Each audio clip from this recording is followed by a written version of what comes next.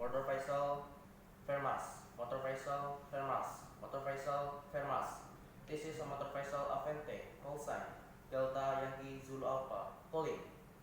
How do you read me? Motor Faisal Avente. This is Motor Faisal Fermas. Come in, please. Okay, Motor Faisal Fermas, how are passing? Port to port or starboard to starboard? Okay, Motor Faisal Avente. We are passing starboard to starboard. Okay, Motor Faisal Fermas, thank you. Out. Start the engine. Start the engine, sure. The engine standby, sure. Get slow ahead. Let's slow ahead, sure.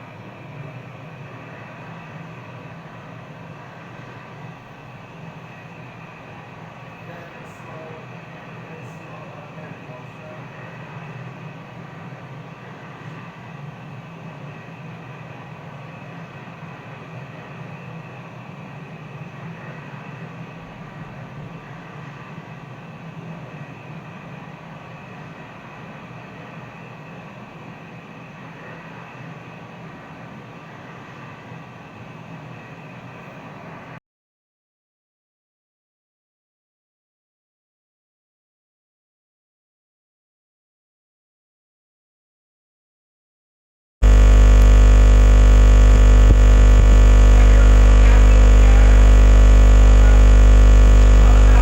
Baik, kita mulai ya Bapak Ibu.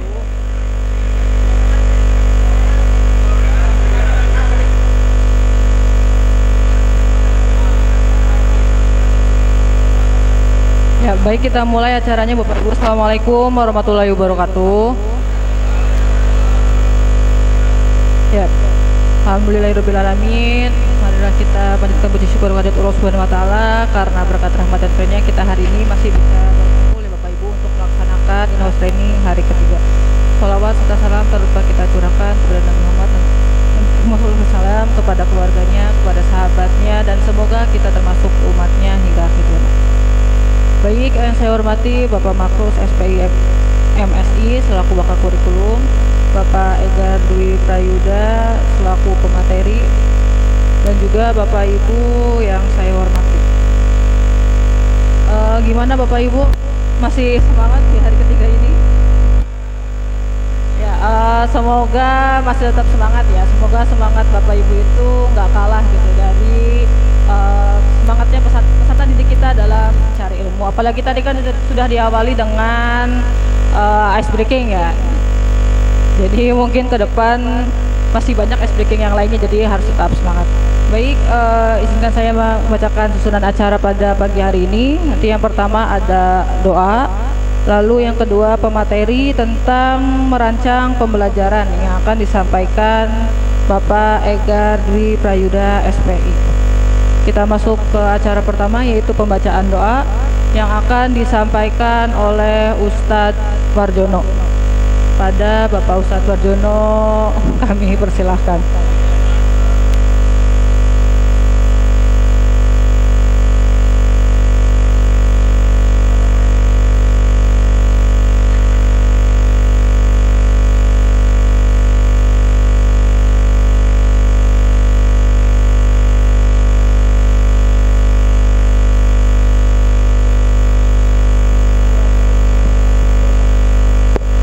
Ya, ternyata ada adabnya yang lebih tua katanya. Assalamualaikum warahmatullahi wabarakatuh. Marilah untuk mengawali kegiatan in-house training pada hari yang ketiga ini, kita awali dengan doa. Semoga kita semua diberikan kelancaran, rezeki yang sehat, berkah, dan kedamaian di hati kita. Karena kita yang namanya damai itu belum bisa dilihat oleh fisik, namun dalam batin kita mungkin ada orang yang enjoy tenang-tenang aja karena ATM-nya penuh uang misalnya, dan bisa jadi yang kelihatannya aktif hingga ditutup ada uang gitu, barangkali mencari-cari gitu ya. Nah itu, maka dari itu kenyamanan perlu kita jaga dan jangan kita tampakkan ketidakpunyaan kita. Sampai-sampai maaf ya, sampai Rasulullah nih belum sarapan. Kita mesti sarapan kalau pagi. Rasulullah belum sarapan sampai siang hari, perut sampai berbunyi, bahkan sampai kelihatan kenyang, padahal di dalamnya banyak kerikil yang dililitkan dengan sorban. Itu Rasulullah. Kalau kita kan tiap hari sudah asik, sudah begini kopi. Ya, maka dari itu bersyukur kita semua, kita bersyukur itu dalam artian kita ucapkan terima kasih, alhamdulillah sudah pertama. Dengan hati yakini, ketiga dengan perbuatan, jangan tinggalkan sholat lima waktu, itu yang membuat nyaman kita. Semoga kita sekalian termasuk orang yang musholin, menjaga, memelihara sholat. Amin ya rabbal alamin. Pak Gabriel juga begitu kan? Iya, oke, sama. A'udzubillahi minasyaitonir rajim. Bismillahirrahmanirrahim. Hamdalillah, hamdan syakirin. Hamdan yarfa'u ni'ama yukafi mazidah ya rabbana wa lakal hamdu kama yanbaghi li jalali wajhikal karim wa 'azimi sultan. Allahumma shalli 'ala habibina wa syafi'ina wa karim wa Muhammad. Allahumma inna nas'aluka ilman nafi'an wa rizqan halalan wa thayyiban wa 'amalan mutaqabbal. Rabbi awzi'ni an ashkura ni'mataka allati an'amta 'alayya wa 'ala walidayya wa an a'mala shalihan tardahu wa adkhilni bi rahmatika fi 'ibadikas shalihin. Allahumma inna nas'aluka salamatan fid din wa 'afiyatan fil jasad wa 'afiyatan fil jasad wa ziyadatan fil 'ilmi wa ziyadatan fil 'ilmi wa barakatan fil rizqi wa barakatan fil rizqi. Rabbana la tu'akhidna in nasina aw akhtana. Rabbana wa la tahmil 'alaina isran kama hamaltahu 'alal ladzina min qablina. Rabbana wa la tuhammilna ma la taqata lana bihi wa'fu 'anna waghfir lana warhamna anta maulana fansurna 'alal qaumil kafirin. Rabbi ighfirli warhamni wajibni wahdini warzuqni wa'afini wa'fu 'anni. Rabbana innaka antas sami'ud du'a. Rabbi ighfirli wa liwalidayya wa lil mu'minina yawma yaqumul hisab. Rabbana atina fid dunya hasanah wa fil akhirati hasanah wa qina adzabannar. Rabbana atina min ladunka rahmatan wa hayyi lana min amrina rasyada. Rabbana innaka antas sami'ud du'a. Rabbana innaka antas sami'ul 'alim wa tub 'alaina innaka antat tawwabur rahim. Rabbana atina fid dunya hasanah wa fil akhirati hasanah wa qina adzabannar. Wa adkhilnal jannata ma'al abrar ya aziz ya ghafar ya rabbal alamin. Wa sallallahu ala nabiyyina Muhammadin sallallahu alaihi wasallam. Subhana rabbika rabbil izzati amma yasifun wassalamun alal mursalin walhamdulillahi rabbil alamin. Terima kasih. Assalamualaikum warahmatullahi wabarakatuh.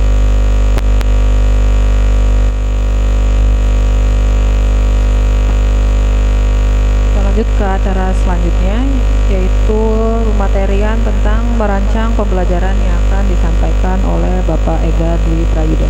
Kepada Bapak Egar kami persilahkan.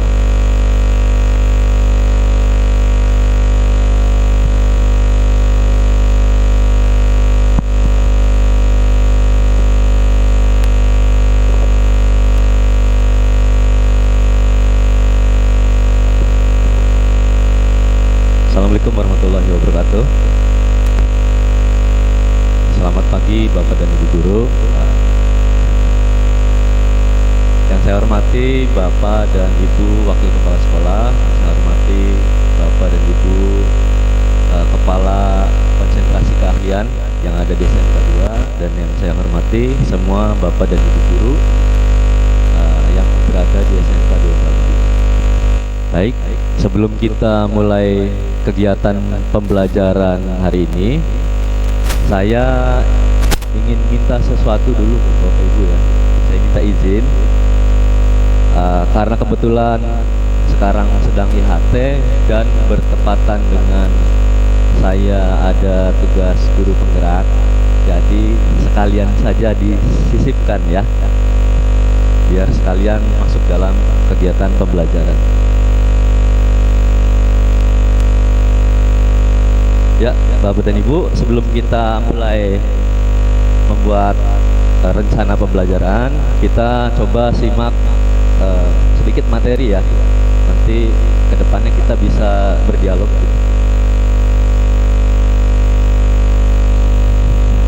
Ya, mungkin sebagian besar Bapak dan Ibu udah pernah melihat, mendengar, membaca, atau melihat di video perkataan dari Ki Hajar Dewantara ya. Yang pertama, dia mengibaratkan bahwa seorang pendidik adalah seorang petani dan peserta didik itu adalah biji tumbuhan yang disemai ya. Jadi kita sebagai guru, bagaimanapun caranya kita harus berusaha menjaga, merawat murid kita, menjauhkan dia dari hal-hal yang tidak baik ya, dan selalu menuntun dia supaya berada dalam lingkungan yang baik, melakukan hal-hal yang baik. Intinya kita memastikan bahwa murid kita tidak tercemar dengan apapun hal yang negatif. Maka kemudian kita sebagai guru juga harus menerapkan budaya positif untuk dilakukan oleh murid-murid kita. Nah, ini saya sudah coba buat untuk diri saya pribadi ya, Bapak dan Ibu, khususnya untuk anak-anak NKPI dan saya sebagai guru untuk saya pribadi. Pertama, budaya positif yang akan diterapkan kepada peserta didik, menurut saya ini bagian yang part yang paling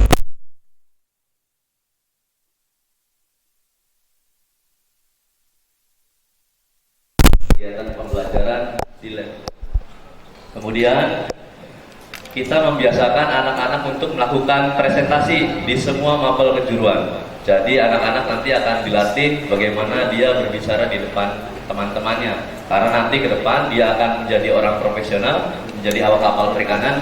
Gimana mungkin dia bisa naik jabatan dengan cepat ketika dia tidak bisa mempromosikan dirinya sendiri. Kemudian kita juga coba untuk berkata atau bertutur kata santun dan berperilaku sopan. Mungkin hal yang sama juga terjadi di kelas Bapak dan Ibu. Siapa tahu namanya juga anak-anak ya. Misalkan duduknya sembarangan, ngomongnya masih jadi dramayu lah, kata-kata yang kurang baik. Itu coba kita hindari. Kemudian berdoa atau membaca Al-Quran sebelum kegiatan pembelajaran. Cocok dengan yang tadi Pak Makus sampaikan ya. Kemudian menyapa guru ketika berpapasan memang sudah terbentuk kebiasaannya, cuman untuk beberapa murid, misalkan murid NKPI, dia hanya menyapa guru NKPI aja. Kalau menyapa guru yang lain tidak kenal. Ya, nanti kita sama-sama ingatkan murid-murid, ya meskipun gurunya tidak kamu kenal, paling tidak kamu menyapa, karena itu juga guru kamu. Baik, untuk guru, untuk saya pribadi, saya mulai menerapkan pembiasaan positif, yaitu yang pertama, saya coba semaksimal mungkin menerapkan lingkungan pembelajaran dengan suasana yang nyaman, aman, ya dan menyenangkan. Jadi meskipun saya mengajar di NKPI yang kebanyakan anak-anaknya laki-laki, tapi saya sebisa mungkin tidak mengikuti arus ya. Rata-rata kalau misalkan pelayaran itu kan keras, saya coba tidak seperti itu. Cobalah untuk pembelajaran yang menyenangkan gitu. Misalkan anak-anak nggak takut dengan kita, tapi tetap aja sih, karena mungkin meskipun ya bisa dicek lah di NKPI siapa guru yang tidak galak gitu. Mungkin salah satu diantaranya itu saya. Tapi ketika anak-anak mendengar perintah dari saya, insya Allah menurut. Meskipun saya nggak harus berteriak-teriak ya, tapi anak-anak mau mengikuti. Kemudian mandiri dalam merancang pembelajaran, ya minimal melakukan amati tiru modifikasi. Nah ini kasus dulu saya ketika baru saja menjadi guru. Saya ini bukan dari kampus pendidikan.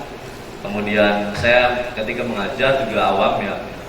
Begitu saya mengajar sini, datang ke SMK 2, kayaknya nggak ada tuh yang Tiger udah ngerti cara buat perencanaan pembelajaran belum? Kayaknya nggak ada. Ya, jadi saya coba refleksi diri saya sendiri. Ya, mungkin ke depan dalam lingkup yang lebih kecil, yang terdekat, guru-guru NKPI, saya coba menyarankan rekan-rekan, meskipun rekan-rekan bukan dari kampus pendidikan, tapi mulai dari sekarang coba belajar bagaimana sih cara membuat perencanaan secara mandiri. Jangan sampai kopas, ganti namanya saja, ganti sekolah, kemudian dikumpulkan ke Pak Makrus gitu.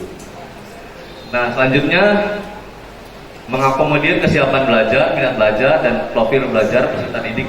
Ini nanti akan kita coba bahas dalam kita membuat rencana pembelajarannya. Jadi fokusnya di bagian itu.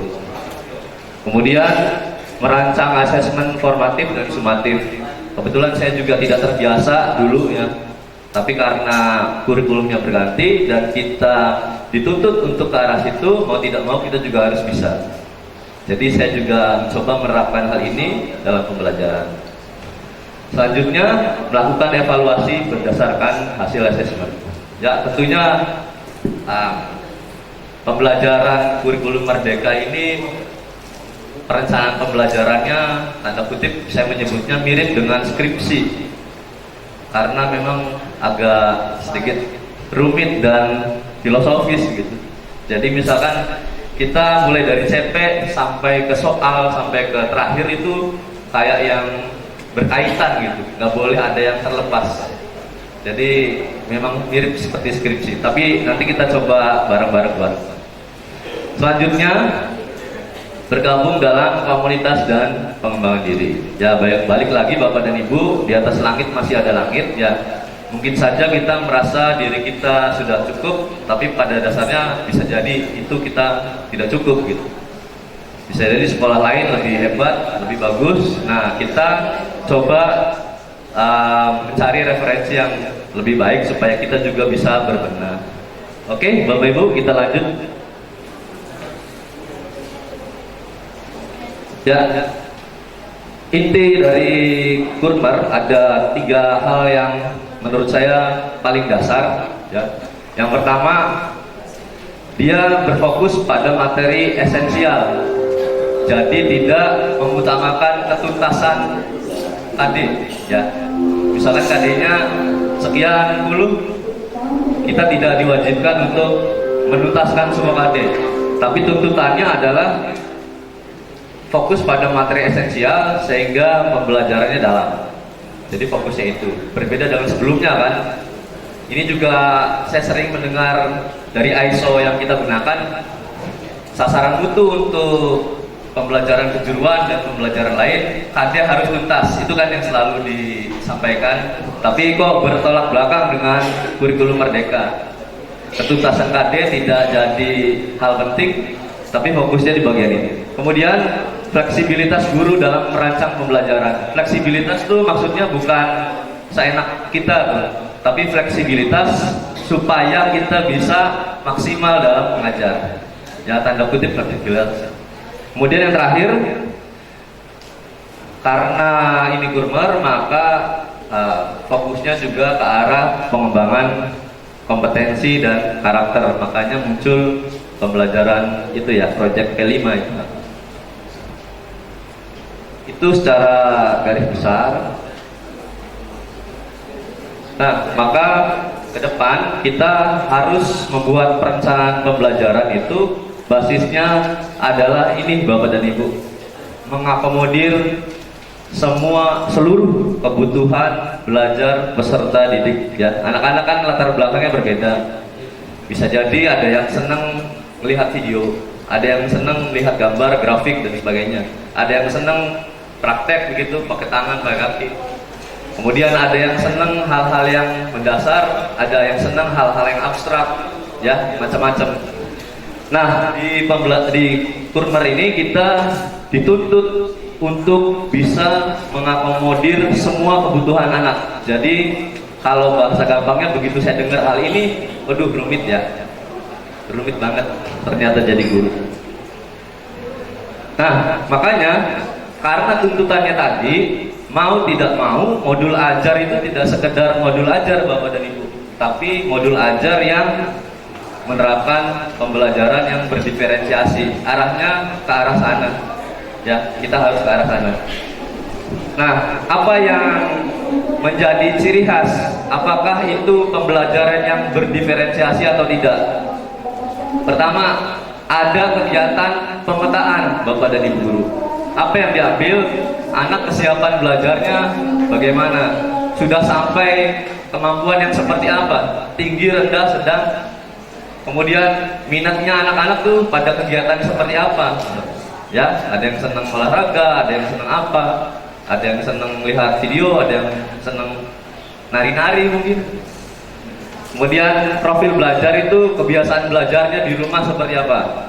Siapa tahu di rumah anak-anak belajarnya sambil dengerin musik atau sambil menggambar, siapa tahu. Ya.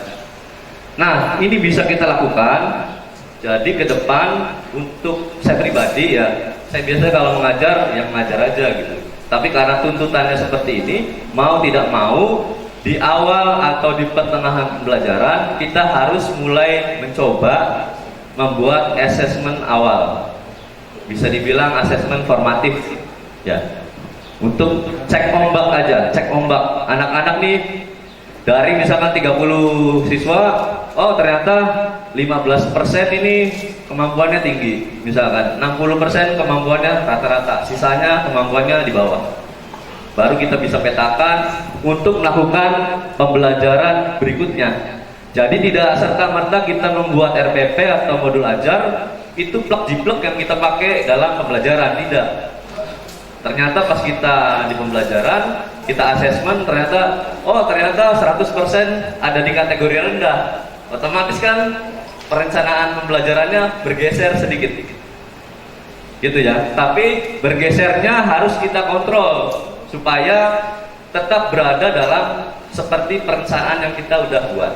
Ya, hanya melenceng sedikit aja penyesuaian. Nah, kemudian apa yang dibedakan? Pertama adalah kontennya. Ketika anak-anak hasil tes formatif atau tes awalnya itu seluruhnya rendah, tidak bisa, kita bisa coba dari hal-hal yang mendasar begitu Bapak Ibu. Teori yang lebih dasar, yang lebih ringan. Tapi ketika anak-anak sebagian besar sudah berada di tahap menengah ke tinggi, kita nggak usah lagi hal yang mendasar, langsung pengembangan. Ya, nggak usah lagi teori-teori, langsung ada kasus seperti ini nih. Bagaimana cara menyelesaikannya? Jadi itu konten. Bisa juga konten kalau kita mengajar tidak melulu dalam satu media pembelajaran. Misalkan saya menerapkan demonstrasi ya dengan alat peraga 1. Kemudian saya juga menampilkan video 2. Kemudian saya juga menampilkan gambar 3. Siapa tahu saya juga menampilkan percakapan 4. Ya, jadi nggak cuma satu media pembelajaran, tapi banyak. Fungsinya untuk mengakomodir tadi. Kalau anaknya senang nonton video, nah belajar dari situ. Kalau anaknya senang gambar, lihat dari gambar kita. Kalau anaknya senang bercerita, senang mendengarkan cerita, lihat dari demonstrasi kita. Kalau anaknya senang, anaknya kinestetik, bisa kita bantu untuk melakukan demonstrasi. Kemudian diferensiasi proses. Setelah asesmen tadi, tentunya kemampuan anak beda-beda. Ya, untuk anak yang kategorinya kemampuannya tinggi, soalnya atau tugasnya kita bedakan Bapak dan Ibu. Ya, kalau yang sedang kita umum lah. Tapi kalau yang kemampuannya tinggi, levelnya dinaikkan. Kalau anak kemampuannya rendah, levelnya diturunkan. Kemudian untuk diferensiasi produk. Contoh, saya tadi sudah menerapkan bahwa di dalam pembelajaran saya, semua kegiatan atau mapel pembelajaran harus ada presentasi, tapi saya bebaskan anak-anak mau pakai media apa saja. Boleh pakai Canva, slide presentasi boleh, pakai infografis boleh.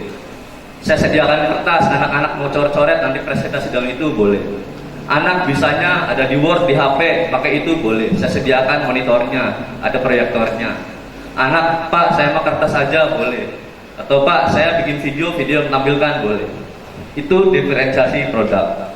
Jadi ketika pertama kali saya mendapatkan hal seperti ini, yang muncul di pikiran saya rumit banget ya. Jadi guru rumit banget. Tapi ya gimana lagi? Emang karena fokusnya ini untuk memenuhi kebutuhan murid, makanya kita harus belajar. Nah ini Bapak dan Ibu, sebelum kita praktek ya, nanti kita sama saya nanti 1 hari full dan ditambah besoknya berapa jam Bapak terus besoknya? 2 jam ya. Nah saya tawarkan Bapak dan Ibu, karena sekarang itu ada banyak ya tugasnya. Pertama, membuat TP ATP berdasarkan CP. Kedua, merancang modul ajar berdiferensiasi. Ketiga, merancang job sheet atau LKPD. Merancang asesmen formatif, merancang asesmen sumatif. Saya tawarkan apa semua tugas diselesaikan hari ini, besok tinggal presentasi atau satu-satu dipandu atau bagaimana enaknya? Bantu satu-satu. Oke, ya siap. Jangan ini dulu ya, santai aja, gampang. Ya, ini alurnya. Kalau kemarin kita bedah CP ya, kemarin kan kita bedah CP. Nah, dari CP kemudian kita akan buat menjadi TP, lalu kita jabarkan, kita sesuaikan supaya menjadi ATP, baru itu menjadi modul ajar dan instrumen lainnya. Instrumen lain itu bisa dalam bentuk job sheet atau LKPD untuk guru yang non kejuruan, ya. Tapi yang kejuruan usahakan job sheet. Kemudian itu akan dijabarkan dalam kegiatan pembelajaran. Simpelnya seperti itu.